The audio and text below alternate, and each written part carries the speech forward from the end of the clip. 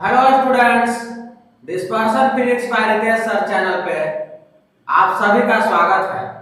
आज के video lecture में हम लोग इलेक्ट्रोस्टैटिक के रिवीजन लेक्चर 9 को स्टडी करेंगे। वीडियो लेक्चर को स्टार्ट करने से पहले मैं आपको कुछ महत्वपूर्ण बात बताना चाहता हूँ। यदि आप इस चैनल पे पहली बार आए हैं तो हमारा चैनल को डेफिनेटली सब्सक्राइब करें, क्योंकि इससे आपको जेईई और नीट फिजिक्स से रिलेटेड क्वालिटी कंटेंट मिलता रहेगा। साथ ही साथ नोटिफिकेशन पाने के लिए पहले बेल आइकन को प्रेस करें और फिर ऑल को सेलेक्ट करें। तो अब हम आज के वीडियो लेक्चर को स्टार्ट करते हैं। इस वीडियो लेक्चर में हम लोग क्वेश्चन को सॉल्व करेंगे। जो कॉन्सेप्ट हम लोगों ने इलेक्ट्रोस्टैटिक के रिवीजन लेक्चर 7 और 8 में पढ़ा था, उसी कॉन्सेप्ट पे बेस्ड कुछ क्वेश्चन को करेंगे। क्वेश्चन नंबर 1, एक सर्किल है। सर्किल के 2 पॉइंट जो कि सरकमफेरेंस में लोकेटेड है, वहां पे 2 पॉइंट चार्ज रखा गया है बी और सी पे। वो क्या है? सर्किल का सेंटर है। ए बी जो है एल के इक्वल है और ये एंगल थीटा है। तो इसमें क्या क्वेश्चन में निकालने के लिए बोल रहा है, find out the electric potential at A पे इलेक्ट्रिक पोटेंशियल निकालना है। तो इसमें हम लोग कौन सा कंसेप्ट यूज करेंगे? जो पढ़े थे potential due to system of point charges, उसी कॉन्सेप्ट को यूज करेंगे और हम लोग इस क्वेश्चन को सॉल्व करेंगे। तो इसमें क्या करते हैं, अलग अलग के द्वारा निकालते हैं और फिर ऐड कर देते हैं। यहाँ पर एडिशन बहुत ही आसान है, क्योंकि पोटेंशियल एक स्केलर क्वांटिटी है और यहाँ पे addition scalar law of addition से होगा। तो मान लीजिए VC मतलब कि जो C पॉइंट पे पॉइंट चार्ज लोकेटेड है, उसके कारण जो है पोटेंशियल ए पर क्या होगा? तो पॉइंट चार्ज के कारण जो होता है वह यहां लगाना है 4 पाई एप्सिलॉन नॉट और ए डिस्टेंस AC है, तब AC छोड़ देते हैं, अपनी बात AC को हम सब्स्टिट्यूट कर देंगे। और VB मतलब पॉइंट बी पे जो पॉइंट चार्ज लोकेटेड है, उसके कारण ए पे potential Q upon 4 pi epsilon not into what L। अब दोनों को ऐड कर देना है। मान लीजिए कि ये टोटल पोटेंशियल ए पे हो गया, टोटल पोटेंशियल एट ए। क्या कर देंगे? दोनों को ऐड कर देंगे simply, VB plus VC। VB plus VC करेंगे तो आ जाएगा Q upon 4 pi epsilon naught L plus what Q upon 4 pi epsilon naught और AC देखिए कैसे निकलेगा। क्योंकि ABC एक राइट एंगल ट्रायंगल है, angle form in semi circle is equal to 90 degree. तो ABC राइट एंगल ट्रायंगल है और राइट एंगल कहां फॉर्म कर रहा है? ए पे। ए हाइपोटेन्यूज हो जाएगा, इसकी खैर जरूरत नहीं। tan थीटा हम इसमें लिखेंगे तो देखिए क्या होगा। tan थीटा लिखेंगे तो हो जाएगा परपेंडिकुलर अपॉन बेस, यानी AC अपॉन L। तो यहां से हमारा AC आ जाएगा बहुत ही आसानी से, AC equal to L tan theta. बस यही पुट कर देना है। यहाँ पे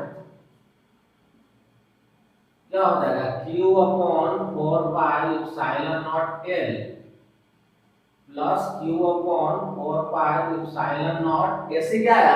L tan theta. L tan theta. चाहे तो कॉमन ले सकते हैं, नहीं तो यहां तक भी छोड़ देंगे तो कोई दिक्कत नहीं, कॉमन ले ही लेते हैं। तो क्या क्या कॉमन आ जाएगा? कॉमन आ जाएगा Q अपॉन 4 पाई इप्सिलॉन नॉट एल, और यह कॉमन आ जाएगा 1 प्लस 1 अपॉन tan थीटा, क्या होता है cot थीटा।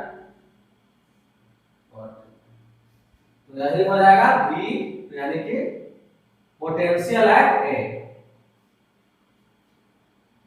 तो इसमें हम लोगों ने कौन सा कंसेप्ट इस्तेमाल किया, potential due to system of point charges, और कॉन्सेप्ट का इस्तेमाल करके इस क्वेश्चन को बहुत ही आसानी से सोल्व कर लिया। तो ये बेसिक लेवल का प्रॉब्लम था। जब एक बार हम लोग बेसिक लेवल का प्रॉब्लम अच्छे से कर लेंगे तो डिफिकल्ट क्वेश्चन को भी आसानी से कर पाएंगे। अब हम लोग क्वेश्चन नंबर 2 को सॉल्व करेंगे। क्वेश्चन नंबर 2 क्या कह रहा है, पहले क्वेश्चन समझते हैं। Electric potential in a certain region is given by, किसी रीजन में इलेक्ट्रिक पोटेंशियल इस फार्मूला के द्वारा क्या होता है, एक्सप्रेस होता है। V equal to xy square z। Find out the electric field at P 1, 2, 3 where x, y, z and v are in SI unit, जहां पे x, y, z और v सब का किसमें है, SI यूनिट में है। तो इस क्वेश्चन को हम लोग सॉल्व करते हैं। यहाँ पे हम लोगों को कौन सा कंसेप्ट अप्लाई करना है, जो हम लोगों ने पढ़ा था इलेक्ट्रिक फील्ड और पोटेंशियल के बीच रिलेशन, वही यूज करेंगे। तो हम डायरेक्टली फार्मूला को लिखेंगे। E इक्वल टू क्या होता है, minus of del V upon del x i cap, del V upon del y j cap, plus del V upon del z k cap. अब इसमें del V upon del x, del V upon del y, del V upon del g, इसका value क्या करना है, निकालना है। तो निकालते हैं। Del V upon del x, देखिए V इक्वल टू क्या है, x y स्क्वायर z। तो del V upon del x क्या होता है, partial derivative of potential with respect to x।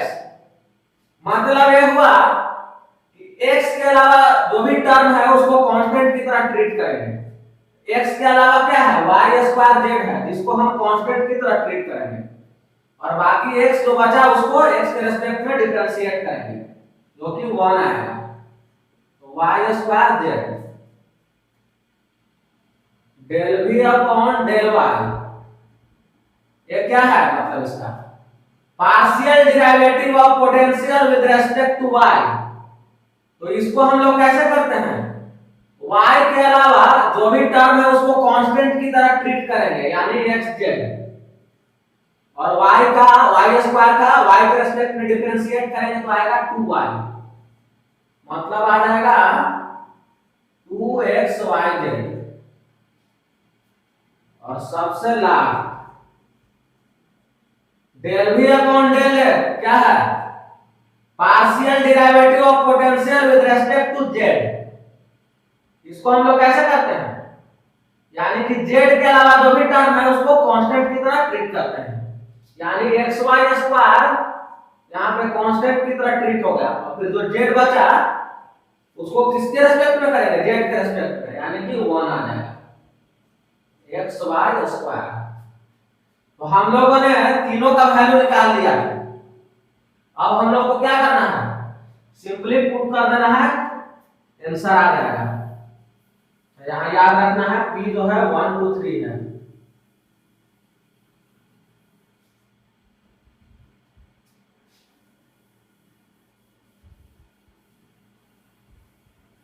तो ये भी बस बेसिक लेवल का क्वेश्चन है,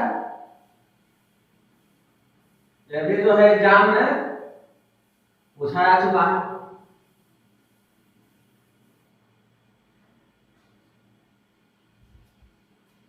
तो यानी कि E इक्वल टू क्या हो गया, minus of del V by del x, यानी क्या हो गया y square z I cap plus 2xyz j cap plus xy square k cap. तो ये हो गया इलेक्ट्रिक फील्ड, ये तो जनरल आ गया, लेकिन हमको एक पार्टिकुलर पॉइंट पे निकालना है। तो पार्टिकुलर पॉइंट पे निकालना है तो वहां पे उस पॉइंट के कॉरस्पॉन्डिंग जो x y z का वैल्यू दिया हुआ है उसको हम लोग पुट कर देंगे। x1 है, y2 है, z3 है। तो देखिए हम डायरेक्टली यहां करेंगे क्योंकि ज्यादा टाइम वेस्ट नहीं करना। y स्क्वायर यानी 2 का स्क्वायर 4 into 3 यानी 12 आ गया। x y z यानी कि 6 हो गया, 6 into 2 12 z कैप और x y स्क्वायर तो ये हो जाएगा 4।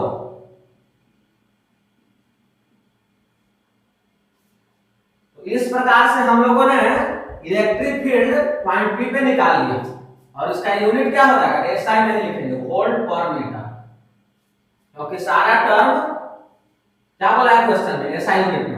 तो इलेक्ट्रिक फील्ड भी आएगा क्या है, एसआई यूनिट में आएगा। तो इस क्वेश्चन में हम लोगों ने किस कंसेप्ट का यूज किया, relation between electric field and electric potential, और बस कॉन्सेप्ट यूज किए और आंसर हमारा हाजिर हो गया। अब हम लोग क्वेश्चन नंबर 3 को सॉल्व करेंगे। सबसे पहले क्वेश्चन नंबर 3 को समझते हैं। Find out the work done by external agent in assembling 3 point charges each equal to q at 3 vertices of an equilateral triangle whose side is L। Question में ये कह रहा है कि 3 पॉइंट चार्ज है, उसको एक इक्विलैटरल ट्रायंगल जिसका ईच साइड L के इक्वल है उसके वर्टिसेस पे अरेंज करना है या असेंबल करना है। तो इस प्रोसेस में एक्सटर्नल एजेंट के द्वारा कितना वर्क डन किया जाएगा, सॉल्व करते हैं इस क्वेश्चन को। तो इनिशियल स्टेट में हम लोग ये मान के चलते हैं कि पॉइंट चार्ज इनफाइनाइट सेपरेशन पे है, यानी कि उनके बीच कोई इंटरेक्शन नहीं है। तो उस केस में पोटेंशियल एनर्जी क्या होगा, 0 होगा, यानी U इनिशियल 0 हो जाएगा।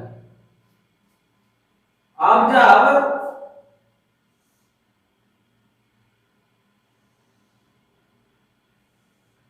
इक्विलैटरल ट्रायंगल के वर्टिसेस पे अरेंज कर दिया गया, तीनों इस प्रकार से अरेंज हो चुका है।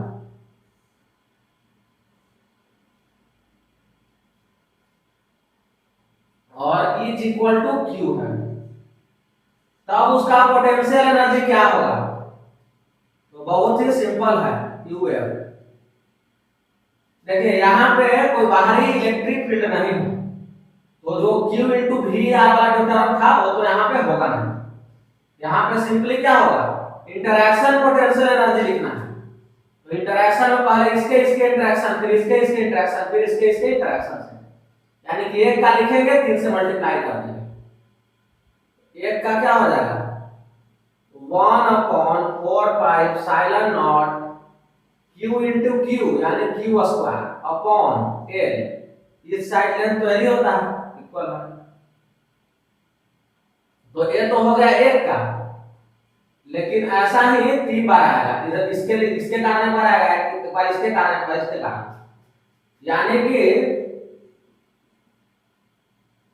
फाइनल पोटेंशियल एनर्जी क्या हो गया 3q square upon 4 pi epsilon not into L, और इनिशियल 0 है। तो work done by external agent होता है final potential energy minus initial potential energy, ये चीज याद रखिएगा। Work done by external agent पूछेगा तो आपको डायरेक्टली इस फार्मूला को यूज करना है। तो इस फार्मूला को यूज करेंगे तो क्या हो जाएगा 3q square upon 4 pi epsilon naught L, यही जो है वर्क डन होगा एक्सटर्नल एजेंट के द्वारा, इतना वर्क डन करना पड़ेगा यदि हमको इन 3 पॉइंट चार्जेस को इस इक्विलैटरल ट्रायंगल के वर्टिसेस पे लाना है। तो इस क्वेश्चन में पोटेंशियल एनर्जी के कॉन्सेप्ट का यूज हुआ है, और दूसरा यह है कि work done by external agent equal to U final minus U initial. तो इन दोनों कॉन्सेप्ट को यूज करके हम लोगों ने इस क्वेश्चन को काफी ही आसानी से सॉल्व कर दिया। अब हम लोग क्वेश्चन नंबर 4 को सॉल्व करेंगे। सबसे पहले क्वेश्चन नंबर 4 को समझते हैं। तो इसमें एक इलेक्ट्रिक डाइपोल दिया हुआ है और एक यूनिफॉर्म इलेक्ट्रिक फील्ड प्रेजेंट है। यहां पे आप लिख भी सकते हैं इज यूनिफॉर्म। तो पूछ रहा है क्वेश्चन में क्या, find out the magnitude of torque acting on the dipole. इस डाइपोल पे जो टॉर्क एक्ट कर रहा है उसका मैग्नीट्यूड क्या होगा, यही क्वेश्चन में निकालने के लिए बोल रहा है। तो इस क्वेश्चन को सॉल्व करने के लिए सिंपली हमको फार्मूला यूज करना है। टॉर्क इक्वल टू क्या होता है, P क्रॉस E। अगर मैग्नीट्यूड निकालना है तो क्या हो जाएगा, P sin थीटा। जहां पे थीटा क्या होता है, theta is the angle between electric dipole moment vector and electric field जो कि एक्सटर्नल। तो P को हम क्या लिख सकते हैं, Q into 2a, separation 2a है और E तो E ही छोड़ देते हैं क्योंकि उसका तो वैल्यू नहीं दिया हुआ क्वेश्चन में। अब देखिए एंगल बिटवीन P वेक्टर और E वेक्टर क्या हो जाएगा, P वेक्टर तो इधर हो जाएगा और E जो है इधर है, यानी कि 90 डिग्री, sin 90 कितना 1। तो सिंपल है, कितना हो जाएगा 2QEA, यानी कि मैग्नीट्यूड ऑफ टॉर्क यही हो जाएगा। तो इस क्वेश्चन को सॉल्व करने में ज्यादा दिमाग नहीं लगाना था, सिंपली फार्मूला बस याद रखना है और फार्मूला को यूज करके क्वेश्चन को आसानी से हम लोगों ने सॉल्व कर लिया। अब हम लोग क्वेश्चन नंबर 5 को सॉल्व करेंगे। क्वेश्चन नंबर 5 को सबसे पहले समझते हैं। यूनिफॉर्म इलेक्ट्रिक फील्ड है, उसमें डाइपोल को प्लेस किया गया है। Find out the work done by external agent in moving the dipole from state 1 theta equal to 0 degree to state 2 theta equal to 90 degree. यानी डाइपोल को एक स्टेट से दूसरा स्टेट में मूव करना है। स्टेट क्या है वो डिफाइंड है। तो इस प्रोसेस में, इस मूविंग करने में एक्सटर्नल एजेंट के द्वारा कितना वर्क डन किया जाएगा, यही निकालना है question. Work done by external agent क्या होता है, you final minus U initial, यही यहां पे यूज होगा। यानी work done by external agent U2 minus U1। अब U2 और U1 हम लोग निकालते हैं। U2 पोटेंशियल एनर्जी डाइपोल का हम लोग कैसे निकालते हैं, minus of P dot E, इसी फार्मूला से निकालते हैं ना। इसको अगर हम डॉट प्रोडक्ट से क्या करेंगे, एक्सपेंड करेंगे तो क्या हो जाएगा P cos थीटा। जहां पर थीटा क्या है, P और E वेक्टर के बीच एंगल है। तो सेकंड पोजीशन क्या करा, थीटा 90 डिग्री है, इसका मतलब क्या हुआ cos 90 यानी कि 0। तो सेकंड पोजीशन में डाइपोल का पोटेंशियल एनर्जी 0 है, U1। डायरेक्ट इसी को यूज करते हैं, माइनस P और cos 0 यानी कि 1, तो माइनस P। तो अब हम डायरेक्ट वहां पुट कर देंगे तो वर्क इक्वल टू क्या हो जाएगा, U2 माइनस U1, 0 माइनस तो माइनस माइनस प्लस हो जाएगा P इंटू E। और P को यहाँ पे चाहे तो हम वैल्यू पुट कर सकते हैं। अगर इस सेपरेशन मान लीजिए कि 2a दिया हुआ है तो P बराबर क्या होगा, Q into 2a, Q into 2a। इसको थोड़ा अरेंज करके लिखते हैं क्या हो जाएगा 2QEA। यही जो है एक्सटर्नल एजेंट के द्वारा वर्क डन करना पड़ेगा। तो इसमें किस कॉन्सेप्ट का यूज हुआ, पोटेंशियल एनर्जी ऑफ डाइपोल का यूज हुआ। और फिर ये फार्मूला तो हम लोग जानते हैं कि work done by external agent equal to क्या होता है, final potential energy minus initial potential energy. इन दोनों कॉन्सेप्ट को यूज करके हम लोगों ने इस क्वेश्चन को काफी आसानी से सॉल्व कर लिया। अब हम लोग क्वेश्चन नंबर 6 को सॉल्व करेंगे। क्वेश्चन नंबर 6 को सबसे पहले समझते हैं। Find out the electric potential at P lying on the axis of uniformly charged disk having charge q and radius r। हमको इलेक्ट्रिक पोटेंशियल फाइंड आउट करना है P पे, और P लाई कहां करता है? Axis of the uniformly charged disc, जिसपे total charge या चार्ज q है और रेडियस r है। गिवन क्या है? Distance of point P from centre of the disc is x, और जो पॉइंट P का डिस्क से सेंटर से डिस्टेंस है वो x है। तो इस क्वेश्चन को सॉल्व करने के लिए हमको कौन सा कंसेप्ट यूज करना है? जो इलेक्ट्रिक पोटेंशियल हम लोग पढ़े थे, electric potential due to what? Continuous charge distribution, उसी के कॉन्सेप्ट को हम लोग यहां यूज करेंगे, क्योंकि हम लोग को डायरेक्टली कोई फार्मूला तो मालूम है नहीं। तो यहां पे एक डिस्क ले लीजिए, ये है यूनिफॉर्मली चार्ज डिस्क जिसपे टोटल चार्ज r है और रेडियस क्या है? Capital R। अब इसके एक्सिस पे एक पॉइंट है जो कि x डिस्टेंस पे लोकेटेड है। तो इसी पॉइंट पे हमको निकालना है इस डिस्क के कारण पोटेंशियल, यानी इलेक्ट्रिक पोटेंशियल। तो इसमें हम लोग कैसे अप्रोच करेंगे? तो इसमें हमको एक स्मॉल एलिमेंट लेना है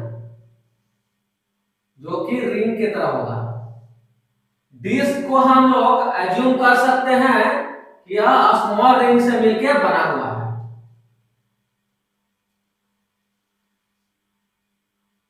तो हम क्या करेंगे कि O से R रेडियस का एक रिंग लेंगे, और दूसरा जो रिंग लेंगे वह क्या होगा? R plus dr। अगर इस विड्थ की बात करें तो उसको हम dr बोल सकते हैं।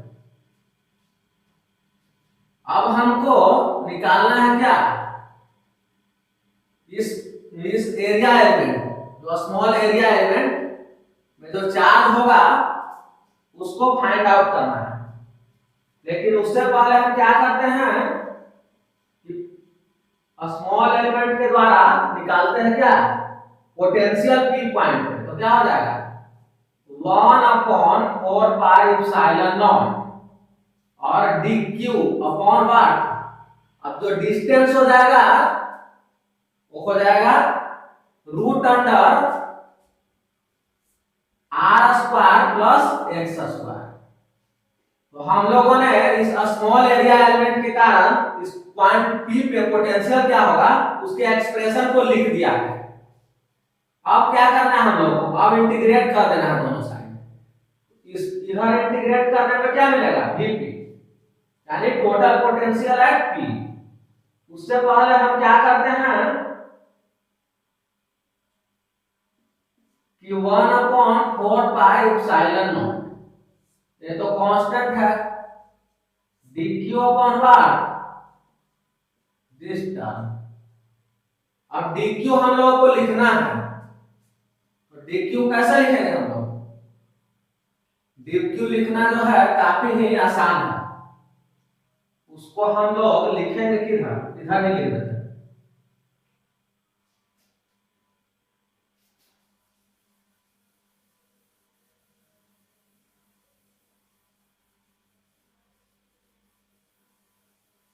और उसके बाद इंटीग्रेट भी तो करना है ना,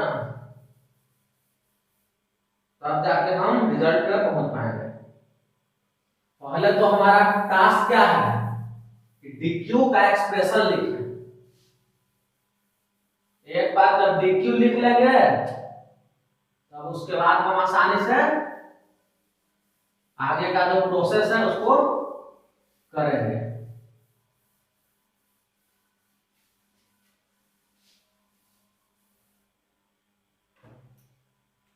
तो यहाँ पे सबसे पहले हमको dq लिखना है। तो तो dq इक्वल टू सिग्मा यानी कि surface charge density sigma into इस स्मॉल एरिया एलिमेंट इसका एरिया क्या हो जाएगा 2 पाई r dr। तो हम लोगों ने dq का भी एक्सप्रेशन लिख दिया है। अब सिर्फ हम इस टर्म पे फोकस करते हैं, इसको हम बाद में मल्टीप्लाई कर देंगे। इंटीग्रेशन ऑफ dq के स्थान पर सिग्मा, और सिग्मा यहाँ कांस्टेंट होगा क्योंकि यूनिफॉर्मली चार्ज है, यानी कि जो चार्ज है यूनिफॉर्मली डिस्ट्रीब्यूटेड है, तो सिग्मा इस केस में जो है कांस्टेंट हो जाएगा। अब इसको इंटीग्रेट करना है। लिमिट देखिए कहां से कहां पुट होगा, 0 से लेकर r तक पुट हो जाएगा। अब इसमें हम क्या करते हैं कि जो कांस्टेंट टर्म है उसको हम बाहर निकालते हैं। 2 पाई सिग्मा एक कांस्टेंट टर्म है और बाकी तो कोई भी कांस्टेंट टर्म नहीं है, 0 से r तक, 0 से r तक r dr upon what root under r square plus x square. सबसे पहले हम इसी को इंटीग्रेट कर देते हैं। तो इसको इंटीग्रेट करने के लिए हमको क्या करना होगा, इसको इंटीग्रेट करने के लिए क्या करते हैं कि root under r square plus x square equal to हम t पुट कर देते हैं। दोनों साइड स्क्वायर की जगह क्या हो जाएगा r square plus x square equal to t square. अब क्या करेंगे कि हम t के रेस्पेक्ट में डिफरेंशिएट कर देते हैं। तो x तो कांस्टेंट है 2r dr upon dt, t के रेस्पेक्ट में डिफरेंशिएट करना है, 2 से 2 कैंसिल। अब r dr को हम क्या लिख सकते हैं, r dr को हम लिख सकते हैं r dr को क्या लिख सकते हैं, r dr को लिख सकते हैं t dt इस एक्सप्रेशन से अपॉन, और एक किसके इक्वल है t के इक्वल है, तो t से t कैंसिल, इसका इंटीग्रेशन करेंगे तो क्या हो जाएगा t हो जाएगा, यानी 2 पाई सिग्मा। थोड़ा सा यहाँ पे कैलकुलेशन फास्ट करते हैं। तो t क्या है root under r square plus x square. कहां से कहां इंटीग्रेट करना है, 0 से लेके r तक। बाद में हमको ये भी ध्यान देना है 1/4 पाई एप्सिलॉन नॉट से क्या करना है, मल्टीप्लाई करना है। अब इसको हम मिटा देते हैं।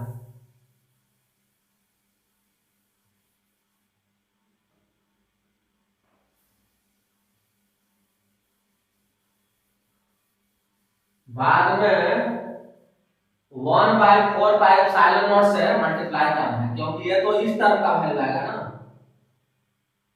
पहले 2 पाई सिग्मा, अब देखिए पहले अपर लिमिट पुट करेंगे तो क्या आ जाएगा, capital R square plus x square minus limit तो r के स्थान पर पुट करना है, तो 0 पुट करने में क्या हो जाएगा x हो जाएगा। अब डायरेक्टली हम पोटेंशियल का एक्सप्रेशन लिखेंगे, उसमें हमको मल्टीप्लाई करना है किससे, 2 pi sigma 1/4 pi epsilon not से मल्टीप्लाई करना है, तब ना जाके होगा एक्सप्रेशन सही। तो देखिए ये वाला कैंसिल हो गया टर्म, तो हो गया sigma upon 2 epsilon naught root over r square plus x square minus x। अब देखिए सिग्मा क्वेश्चन में नहीं दिया हुआ है, तो हमको जो दिया हुआ है उसी के टर्म में आंसर लाना है। तो सिग्मा के स्थान पर क्या लिखेंगे, सिग्मा के स्थान पर लिखेंगे q upon pi r square, q upon pi r square जैसे लिखेंगे तो क्या हो जाएगा 2 pi r square epsilon not,